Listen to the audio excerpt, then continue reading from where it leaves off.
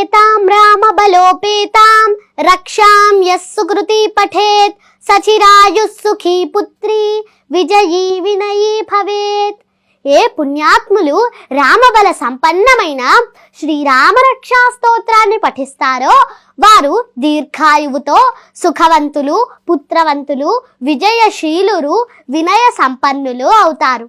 రామనామ వైభవాన్ని ఆ పరమేశ్వరుల వారు చెప్పారని మన పురాణాలు చెబుతున్నాయి. పురాతన హిందూ కాలమానం ప్రకారం చైత్రశుద్ధ నవమి నాడు శ్రీరాముని వివాహం జరిగిందని, అలాగే శ్రీరామనవమి అంటే శ్రీరాముడు జన్మించిన రోజు అని మన పురాతన గ్రంథాలు చెబుతున్నాయి.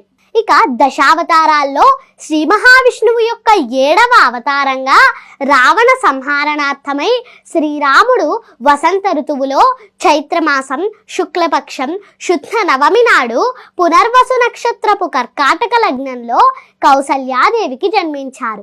ప్రతి సంవత్సరం ఈ రోజునే శ్రీరామనవమి పండుగలా జరుపుకుంటాము.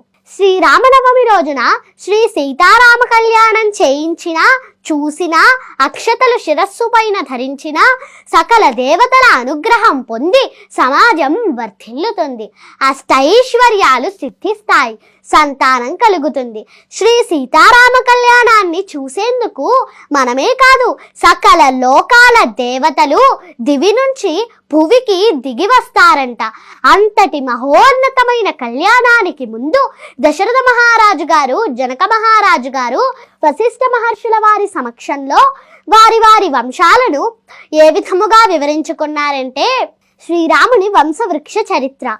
బ్రహ్మకుమారుడు మరీచి, మరీచిని కుమారుడు కాశ్యపుడు, కశ్యపుని కుమారుడు సూర్యుడు, సూర్యుని కుమారుడు మనువు, మనువు కుమారుడు ఇక్ష్వాకువు, ఇక్ష్వాకు కుమారుడు కుక్షి, కుక్షి కుమారుడు వికుక్షి, వికుక్షి కుమారుడు బాణుడు, బాణుని కుమారుడు అనరణ్యుడు, అనరణ్యుని కుమారుడు పృథువు, పృథువు కుమారుడు త్రిశంకువు, త్రిశంకు కుమారుడు దుంధుమారుడు, దుంధుమారుని కుమారుడు యువనాశ్వుడు, యువనాశ్వుని కుమారుడు మాంధాత, మాంధాత కుమారుడు సుసంధి, సుసంధి కుమారుడు ధ్రువసంధి, ధ్రువసంధి సోదరుడు ప్రసేనజిత్తు, ధ్రువసంధి కుమారుడు భరతుడు, భరతుని కుమారుడు అసితుడు, అసితుని కుమారుడు సగరుడు, సగరుని కుమారుడు అసమంజసుడు, అసమంజసుని కుమారుడు అంశుమంతుడు, అంశుమంతుని కుమారుడు దిలీపుడు, దిలీపుని కుమారుడు భగీరథుడు, భగీరథుని కుమారుడు కాకుత్సుడు, కాకుత్సుని కుమారుడు రఘుమహారాజు, రఘుమహారాజు గారి కుమారుడు ప్రవృద్ధుడు, ప్రవృద్ధుని కుమారుడు శంకనుడు,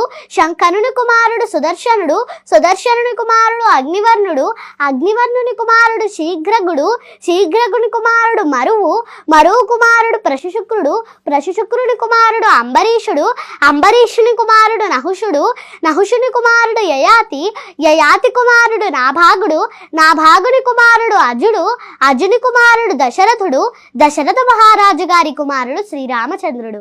అది విన్న తరువాత సీతాదేవి తండ్రి గారైన జనక మహారాజు గారు వశిష్ఠ మహర్షుల వారి సమక్షంలో తన వంశావళిని ఏ విధముగా వివరించుకున్నారంటే, నిమి కుమారుడు మిథి, మిథి కుమారుడు జనకుడు, జనకుని కుమారుడు ఉదావసువు, ఉదావసువు కుమారుడు నందివర్ధనుడు, నందివర్ధనుని కుమారుడు సుకేతువు, సుకేతువు కుమారుడు దేవరాతుడు, దేవరాతుని కుమారుడు బృహద్రథుడు, బృహద్రథుని కుమారుడు మహావీరుడు, మహావీరుని కుమారుడు దృష్టకేతువు, మహావీరుని కుమారుడు సుధృతి, సుధృతి కుమారుడు దృష్టకేతువు, దృష్టకేతువు కుమారుడు హర్యశ్వుడు, హర్యశ్వుని కుమారుడు మరువు, మరువు కుమారుడు ప్రతీంథకుడు, ప్రతీంథకుని కుమారుడు కీర్తిరథుడు, కీర్తిరథుని కుమారుడు దేవమీఠుడు, దేవమీఠుని కుమారుడు విభుతుడు, విభుతుని కుమారుడు మహీత్రకుడు, మహీత్రకుని కుమారుడు కీర్తిరాతుడు, కీర్తిరాతుని కుమారుడు మహారోముడు, మహారోముని కుమారుడు స్వర్ణరోముడు, స్వర్ణరోముని కుమారుడు హ్రస్వరోముడు,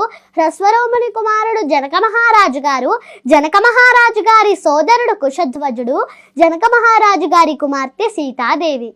వావ్, సూపర్. అసలు గుక్క తిప్పుకోకుండా అలా కంటిన్యూగా శ్రీరాముల వారి యొక్క వంశవృక్షం గురించి, అలాగే సీతమ్మ వారి యొక్క వంశవృక్షం గురించి కూడా క్లియర్గా చెప్పేసింది. నిజంగా ఇన్ని నేమ్స్, అసలు వంశాలు వాళ్ళ టోటల్ పూర్వీకుల నుంచి టోటల్గా తన వంశం వరకు కూడా క్లియర్గా చెప్పారు.